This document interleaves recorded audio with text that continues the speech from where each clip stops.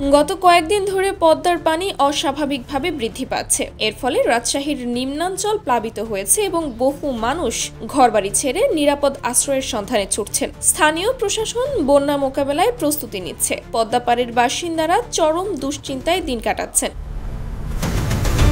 একই চিত্র দেখা যাচ্ছে চাঁপাইনবাবগঞ্জেও। সেখানেও পদ্মার পানি বিপদসীমার কাছাকাছি চলে এসেছে। নিম্নাঞ্চলের অনেক গ্রাম এরই মধ্যে তলিয়ে গেছে। এতে ফসলের ব্যাপক ক্ষয়ক্ষতির আশঙ্কা করা হচ্ছে। স্থানীয় জনপ্রতিনিধিরা বন্যা দুর্গতদের পাশে থাকার আশ্বাস দিয়েছেন। বিশেষজ্ঞদের মতে উজানে ভারী বৃষ্টিপাতের কারণে পদ্মার পানি এত দ্রুত বৃদ্ধি পাচ্ছে। আগামী কয়েকদিন পরিস্থিতি আরও অবনতির দিকে যেতে পারে বলে আশঙ্কা করা হচ্ছে।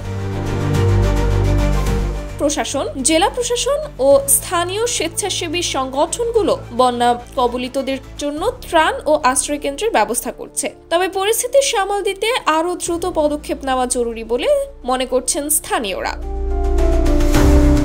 Sumaiya Snigdha, Daily Our Bangladesh.